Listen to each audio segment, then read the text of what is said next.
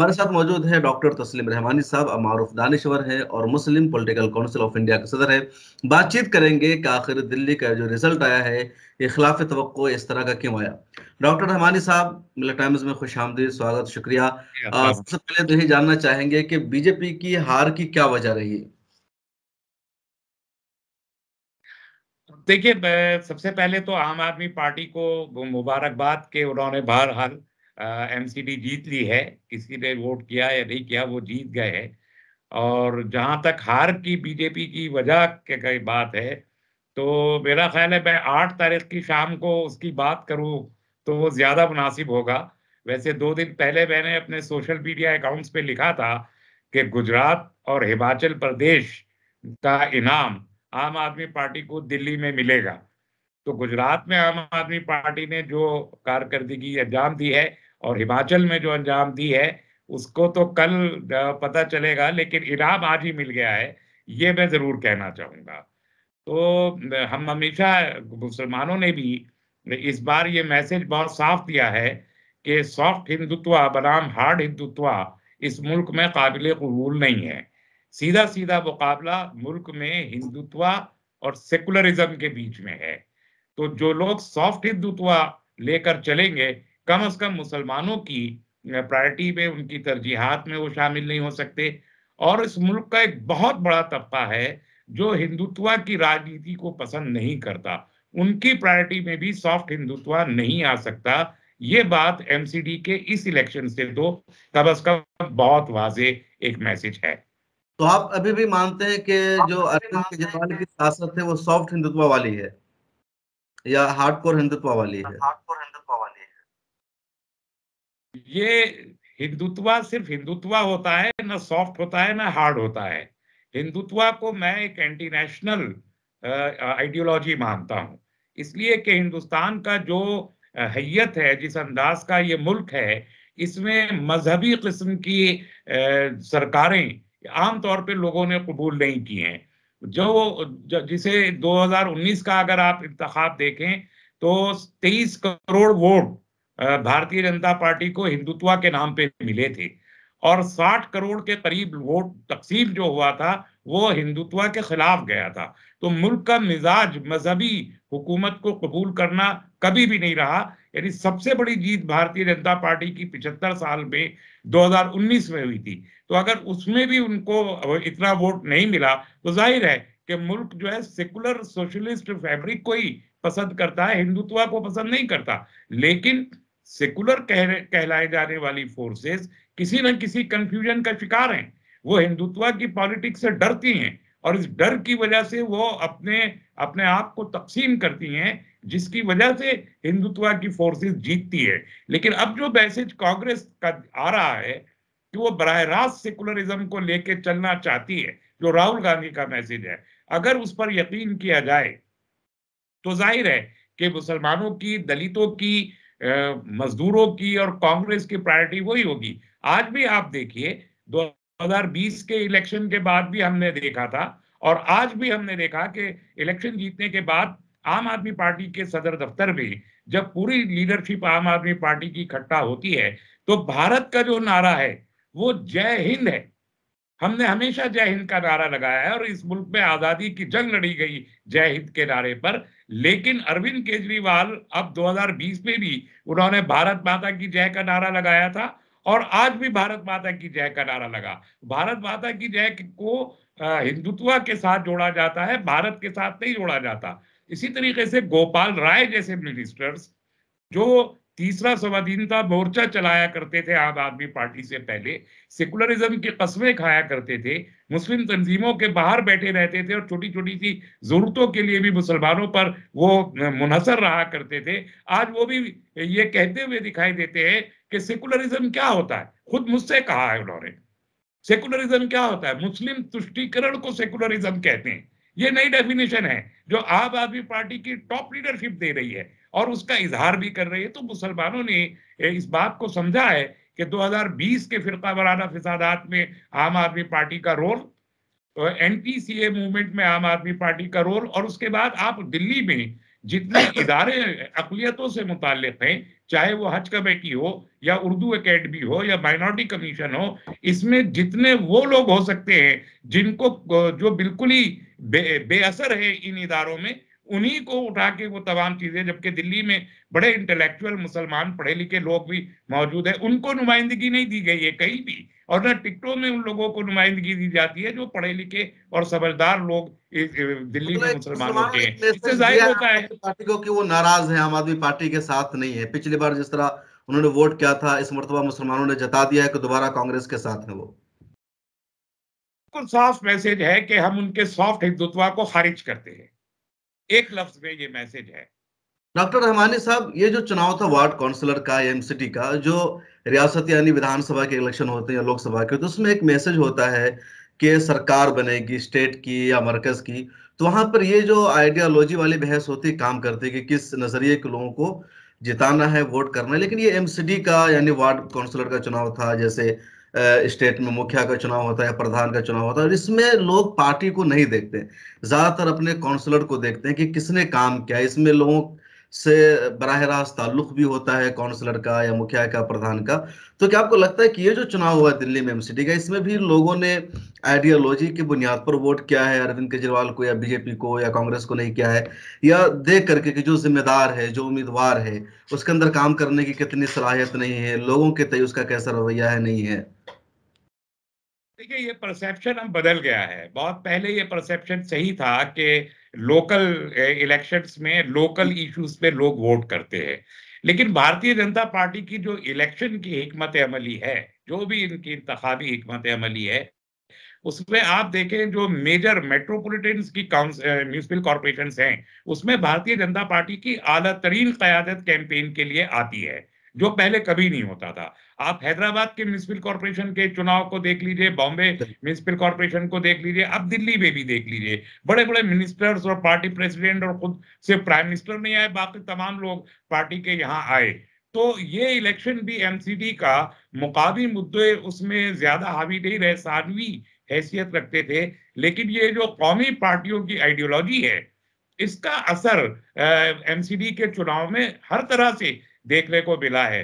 जिस तरीके से भारतीय जनता पार्टी का पूरा कैंपेन आप देखिए कि आम आदमी पार्टी के खिलाफ करप्शन के इल्जामात लगाए, एमसीडी का जो दायरा कार है उस पर बहस नहीं हुई, और आम आदमी पार्टी भी भारतीय जनता पार्टी को उसी तरह निशाना बनाती रही। कांग्रेस की जो टॉप लीडरशिप है उसने हिस्सा नहीं लिया, अलबत्ता ना यहाँ हिस्सा लिया ना गुजरात में हिस्सा लिया। तो कांग्रेस की टॉप लीडरशिप क्या सोच के वॉक ओवर दे रही थी, आने वाले दिनों में पता चलेगा। लेकिन बाकी पार्टियां कौमी चुनाव की तरह ही एमसीडी का इलेक्शन भी लड़ रही थी। डॉक्टर रमानी साहब, गुजरात में आम आदमी पार्टी बड़ी जीत का दावा कर रही थी, और जैसे ही एमसीडी का ऐलान हुआ तो गुजरात में लगा कि आम आदमी पार्टी का ग्राफ डाउन हो गया है। यहाँ भी अंदाजा नहीं था कि आम आदमी पार्टी को इतनी बड़ी जीत मिलेगी। तो एग्जिट पोल के बाद लोगों को लगा कि वाकई ऐसा होगा, लोगों को भरोसा नहीं था। तो क्या कुछ डील हुई आपस में पार्टियों की कि तुम दिल्ली के संभालो, गुजरात में नहीं? ऐसा कुछ लगता है आपको, या बिल्कुल ये ऐसा कुछ नहीं, अंदरूनी खाना? देखिए, इसमें तफसीली बहस तो कल नताइज आने के बाद ही किए जाएगी, मैंने पहले अर्ज किया। लेकिन एक बात मैं अच्छे तरीके से जानता भी हूँ और कहता भी रहा हूँ। 2012 में जब अन्ना हजारे का मूवमेंट दिल्ली के रामलीला ग्राउंड में चल रहा था, तो उस वक्त ये बात वाजे हो गई थी कि ये आरएसएस का मूवमेंट है, जो कांग्रेस की एंटी इनकम्बेंसी के नतीजे में उठा था। ये तभी हो गया था। उसके बाद मुख्तलिफ इंतखाबात में, अगर मुख्तलिफ रियासतों में आप आम आदमी पार्टी की कारकर्दगी को वोटों के तनाजुर में देखेंगे, तो बहुत साफ वाजे होता है कि जहां जहां कांग्रेस बराह रास्त मुकाबले में थी बीजेपी के, वहां वहां आम आदमी पार्टी ने बीजेपी को जबरदस्त फायदा पहुंचा के हुकूमत साजी में उनकी मदद की। मसलन गोवा की 40 सीटों का रिजल्ट आप उठा के देख लें तो वहां सिर्फ 20 सीटें बीजेपी ने जीती हैं गोवा में, और उसमें ज्यादातर सीटें कांग्रेस ने जो हारी हैं वो आम आदमी पार्टी की वजह से हारी। आप उत्तराखंड का इलेक्शन उठा के देख लें तो अगर बीजेपी की सरकार बनी, नेक टू नेक हुआ, तो उसमें भी आम आदमी पार्टी ने वोटों में काफी सेध लगाई। यही रिजल्ट आप कल देखेंगे हिमाचल प्रदेश में कि जहां कांग्रेस बीजेपी को हराने वाली थी, लेकिन आम आदमी पार्टी के वोटों से अगर सरकार बनाने में कांग्रेस नाकाम होती है तो आम आदमी पार्टी एक फैक्टर होगा। यही आपने उत्तर प्रदेश में भी देखा है, और यही आप गुजरात में कल बहुत खास तौर पे देखेंगे कि एक बड़ा वोट चंक आम आदमी पार्टी के पास जाएगा, जिससे भारतीय जनता पार्टी को वहां एक अच्छी सरकार बनाने में मदद मिलेगी। तो ये भारतीय जनता पार्टी के शरीकेकार है, उनके पार्टनर है। मैं इन्हें बी टीम भी नहीं कहता हूं, ये पार्टनर है बीजेपी के, और ये उसी हैसियत में इनको इनाम के तौर पर दिल्ली की एमसीडी अता कर दी गई है। बिल्कुल, लोगों का ये तज्जिया भी है, ट्विटर पर लिख भी रहे हैं लोग। कांग्रेस की बहुत कम सीट आई है एमसीडी जैसे चुनाव में, 8-9 सीटों पर कांग्रेस के लिए जीतना। और मुझे लगता है कि कांग्रेस की इसमें किसी मेहनत का भी दखल नहीं है, क्योंकि आम आदमी पार्टी से नाराजगी थी, एमआईएम के उम्मीदवार उतने अच्छे नहीं थे।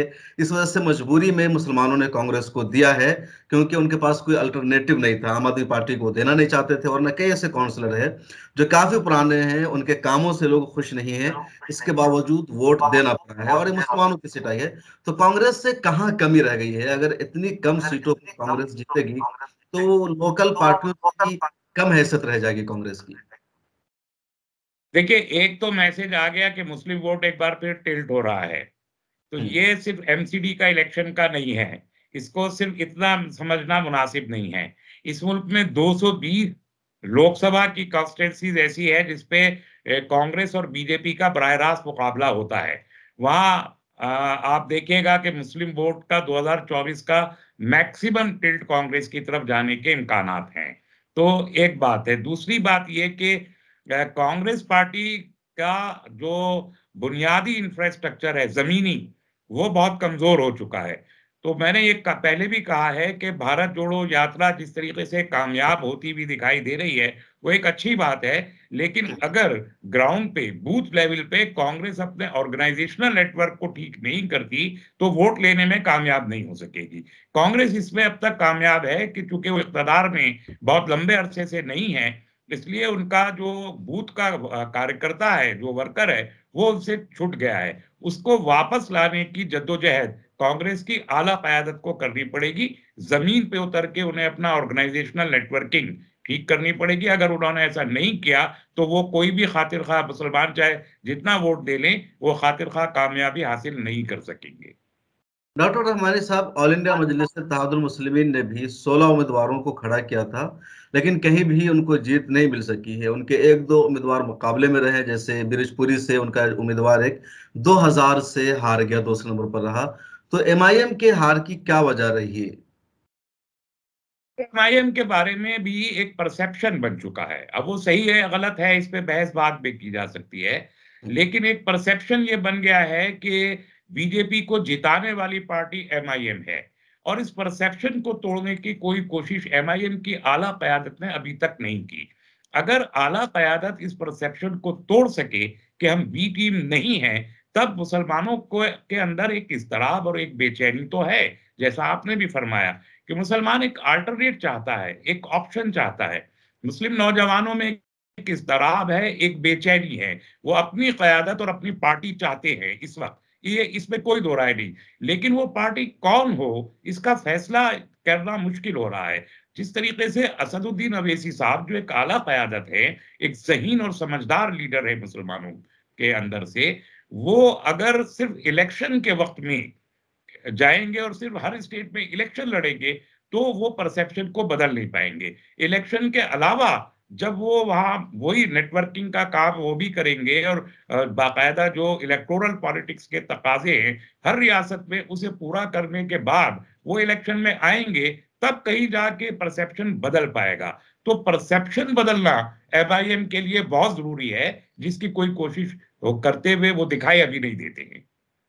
दिल्ली में क्या उन पर इल्जाम लगेगा कि उनकी वजह से आम आदमी पार्टी की जीत हुई, कांग्रेस की हार हुई? नहीं, मेरा ख्याल है कि ये तो अब 16 सीट पे तो लड़ ही रहे हैं, 250 में से ये इल्जाम लगाना, ये दानिशमंदी नहीं है, अक्लमंदी नहीं और है। जहां जहां इनकी वैसे वजह से वहां कांग्रेस की ही जीत हुई है ज्यादातर जगहों पर। ज्यादातर आप देखिए तो ये इल्जाम लगाना तो मुनासिब, अच्छी उससे आम सिर्फ आदमी पार्टी को नुकसान हुआ। हाँ, अच्छी सिर्फ परसेप्शन है या एमआईएम के जो उम्मीदवार थे? क्योंकि चुनाव में उम्मीदवार का भी फर्क पड़ता है। बिहार में अगर एमआईएम को जीत मिली तो एक बड़ा फर्क या जो बड़ी वजह थी वो थी कि जो उम्मीदवार थे वो पहले भी विधायक रह चुके थे, उनकी अपनी एक छवि थी, सब कुछ था उनके पास। तो क्या ऐसे उम्मीदवार का ना मिलना भी एक वजह है एमआईएम के न जीत पाने का? इसमें फिर वही बात है, परसेप्शन की बात है कि आम के हमारे एमआईएम की आला क़यादत अट्रैक्ट नहीं कर पा रही है कि मुसलमानों की जो लीडरशिप्स हैं रीजनल लेवल पर या इलाकाई सतह पर, वो उसे अट्रैक्ट नहीं कर पा रहे हैं, और इसी की वजह से परसेप्शन भी नहीं बदल रहा है। तो अगर डेमोक्रेसी हो पार्टी में, वो एक सिंगल एक इंडिविजुअल की पॉलिटिकल पार्टी बन गए हैं, उसमें असदुद्दीन अवैसी और उनके भाई अकबरुद्दीन अवैसी की पार्टी बन गई है एमआईएम, और वो जहां चाहते हैं इलेक्शन लड़ते हैं, जहां नहीं चाहते कहने के बावजूद नहीं लड़ते।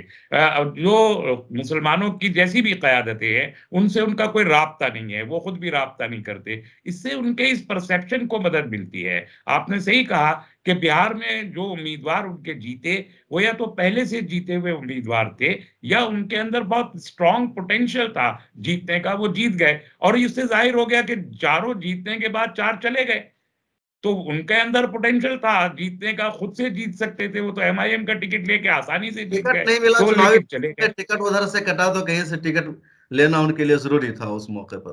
ये इस तरीके से, तो इसलिए एक पॉलिटिकल पार्टी का एक डेमोक्रेटिक सेटअप होना, उसमें तमाम लोगों को इकट्ठा करना, इलेक्शन से पहले मुद्दों पर बात करना, बहस करना, इन्वॉल्व करना, रीजनल लीडरशिप को, स्टेट की लीडरशिप को इन्वॉल्व करना, उसको ताकत देना, उसको आगे बढ़ाना, ये सब काम असदुद्दीन अवैसी साहब की पार्टी नहीं करती है। इसलिए उनके खिलाफ ये परसेप्शन बना हुआ है, और इसे तोड़ने के लिए बहुत जद्दोजहद उन्हें करनी पड़ेगी। अगर उन्होंने ये जद्दोजहद की होती और वो शुरू से इसी अंदाज से चले होते, तो आज बहुत अच्छे नताइज उनको एमसीडी में भी मिलते। यानी एमसीडी में कम से कम 40 मुसलमानों के इलेक्शन लड़ने की गुंजाइश है, 25 के करीब जीत सकते हैं अपने बल पर, ये गुंजाइश है। लेकिन वो स्टडीज उनके पास थी या नहीं थी, उन्होंने राब्ता किया उस किस्म के लोगों से, नहीं किया, मार्केट फोर्सेस को इन्वॉल्व किया, नहीं किया, इसमें कुछ नहीं किसका पता है। कसूर आप मानते हैं? एक तो वो चूंकि गुजरात के चुनाव में बिजी है, अब चूंकि वो भी एक उनकी पार्टी का जो एक काम का अंदाज है कि नेशनल पार्टी की तरह है, और हर सूबे में तकरीबन वैसे सब जाते हैं, तो जो जो यहाँ की उनकी लोकल लीडरशिप थी, का उनसे कमी हुई है, उन्होंने सही से जायजा नहीं लिया, तैयारी नहीं की, या बहुत कम मौका मिला? किसको आप इसके लिए आप ब्लेम करेंगे? तो मैंने बहुत ज्यादा स्टडी नहीं किया है कि एमआईएम को कि किसकी कमी रही। लेकिन बहरहाल अगर 40 सीटों पर यहाँ इलेक्शन होने की गुंजाइश है और सिर्फ 16 पे लड़ा जा रहा है, तो मेरा ख्याल है कि तैयारी की कहीं ना कहीं कोई कमी तो थी, और उम्मीदवारों की भी कोई ना कोई कमी रही होगी जरूर। एक आखिरी सवाल है, जो एमसीडी का रिजल्ट आया तो उसको मान लिया जाए कि जो विधानसभा का चुनाव होगा 2025 में, लोकसभा का तो दिल्ली में उस पर असर पड़ेगा। जो 5-6 सीटें मुस्लिम मेजोरिटी वाली है, जहां से मुसलमान एमएलए जीतते हैं, कांग्रेस की दोबारा वापसी होगी, उनके लोग चुनाव जीतेंगे? अभी कहना कबल वक्त है, अभी तो 2024 का लोकसभा का इंतखाब है, उसके बाद असेंबली का आएगा। इसलिए किस ऊंट करवट बैठता है, कौन से गठबंधन 2024 के लिए बनते हैं और उसका क्या रिजल्ट होता है, उसका इम्पैक्ट होगा 2025 के ऊपर। अच्छा तो रहमानी अभी साहब, कबल वक्त। आम आदमी पार्टी की जो लीडरशिप है, क्या इसको सीरियस लेगी कि मुसलमानों ने हमको वोट नहीं दिया, या इसको अपने फायदा के तौर पर देखेगी? अच्छा है कि जो बीजेपी हमको कहती है कि मुसलमानों के साथ है, तो उस इल्जाम से छुटकारा मिलेगा और एक मैसेज आएगा कि हम भी मुसलमानों के मुखालिफ है, मुसलमानों ने हमको विरोध वोट भी नहीं दिया। मुझे नहीं लगता कि ऐसा कोई सबक आम आदमी पार्टी लेगी। इसलिए कि आप अगर एमसीडी में जीत को देखें कि किन किन वार्ड में जीते हैं और जिलावार देखें, तो एक बात बहुत वाज़ेह है। बस मिसाल के तौर पर करोल बाग की सीट, जो जी दलित डोमिनेटिंग सीट है विधानसभा की, उसमें सारे के सारे वार्ड, यानी 2-3 जगह को छोड़ के सारे वार्ड आम आदमी पार्टी ने जीते हैं, वहां मुसलमान नहीं है। इसी तरीके से आप नॉर्थ ईस्ट में जो जहांगीरपुरी वगैरह के इलाके, या फिर जो आप महरौली का पूरा हिस्सा है, और जो पूरा ये आपका सुल्तानपुरी और मंगोलपुरी जगह, जहां पर दलितों की और गरीबों की बस्तियां बहुत ज्यादा हैं, वहां आम आदमी पार्टी जीती है। तो आम आदमी पार्टी को ये इंप्रेशन रहेगा कि उमूमन गरीब लोग उनके साथ हैं, और जो तादाद में बहुत ज्यादा है, इसलिए मुसलमानों को कंसीडर किए जाने की कोई जरूरत नहीं है। उसके बगैर भी 130 वार्ड, 134 वार्ड जीते जा सकते हैं। बीजेपी की तरह इसकी भी पॉलिसी रहेगी कि हमको मुसलमानों का वोट नहीं चाहिए, नहीं मिलता है ना मिले? देखिए वो पहले से भी रही है। आप देखिए वार्ड्स में एमएलए के टिकट दिए, उसमें कोई बहुत अच्छे लोगों को टिकट नहीं दिए। जो कॉरपोरेशंस हैं उन कॉरपोरेशंस में कोई बहुत अच्छे मुसलमान, यानी उर्दू एकेडमी का चेयरमैन, वाइस चेयरमैन उर्दू में अपना नाम लिखना नहीं जानता। ये मुसलमानों के मुंह पे तमाचा है। कमीशन का चेयरमैन मतलब खत्म माइनॉरिटी नहीं का था लफ्ज को उर्दू। ठीक लिख नहीं सकता। इन्होंने उर्दू एकेडमी को खत्म करने के बजाय किसी ऐसे आदमी को लाकर बैठा दिया जो काम ही ना कर सके। कि तो ये असर कर दिया। इससे मुसलमानों में मायूसी है और ये सबक वो पढ़ना नहीं चाहते। ये उनका शुरू से यही रहा है कि उन्होंने अच्छे मुसलमानों को नजरअंदाज करके हमारा वो जो तलछट है उसको आगे बढ़ाया और उसमें बर्बाद किया माइनॉरिटी के इदारों को दिल्ली में। तो ये सबक सीखेंगे इस इलेक्शन से, मुझे इसके इम्कानात दिखाई नहीं देते। बिल्कुल, बहुत शुक्रिया। तो हमारे साथ है डॉक्टर तस्लीम रहमानी साहब, जिनके साथ हम बातचीत कर रहे थे दिल्ली एमसीडी के रिजल्ट पर कि क्या हो सकता है, क्या इम्कानात हैं। आपको क्या लगता है कमेंट सेक्शन में जरूर लिखेगा। बहुत शुक्रिया डॉक्टर रहमानी साहब, आपने वक्त निकाला और हमारे साथ बातचीत की।